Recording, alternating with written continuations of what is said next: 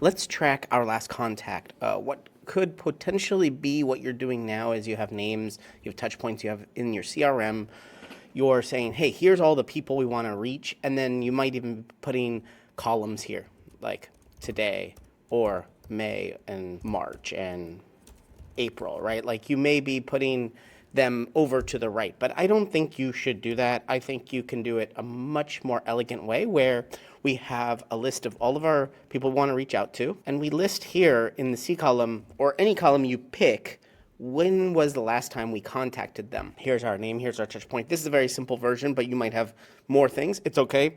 What I would recommend is adding a new sheet called contacts or interactions or touch points, whatever you want to say.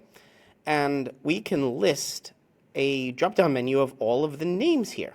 So let's do that. Let's do name and date and notes maybe. But here we'll insert a drop-down and we'll use drop-down from a range.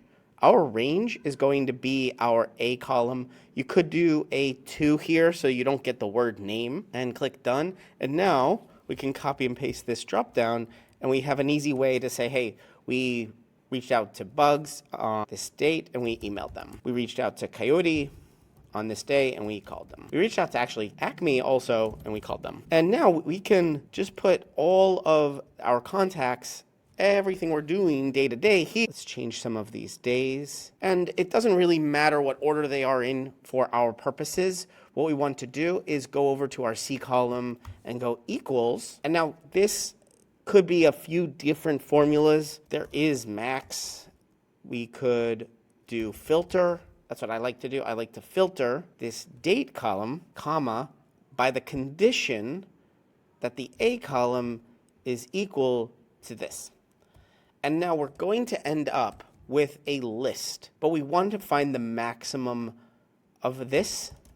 So we go max, and we say there. That's our last contact. And it will automatically change if we add a new one here and we say this was, let's say, in 2 weeks. There it is.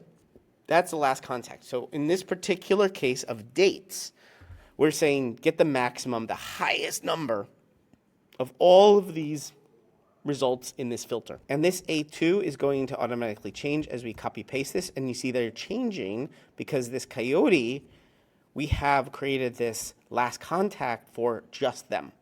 It is automatically looking for Coyote in the name column, getting all of those dates and getting the maximum one. And I think this could really help keep your data really nice and tidy. Then you only need one page to see when's the last time I contacted them, what's their contact information, and what is the actual contacts are over here. You can see individually. You could also use this as a filter. You can filter it over here in the filter menu. And you can say, okay, I only want to see, and to clear this, and I only want to see Acme. There's all my contacts. That's everything I did with them. Very quickly, very easily, I can see that. Pretty cool to track last contact, right? You're watching Better Sheets here on YouTube. Make sure you check out this video or this video and subscribe right now to get more tips, tricks, how-tos, get more out of your Google Sheets than you ever have before.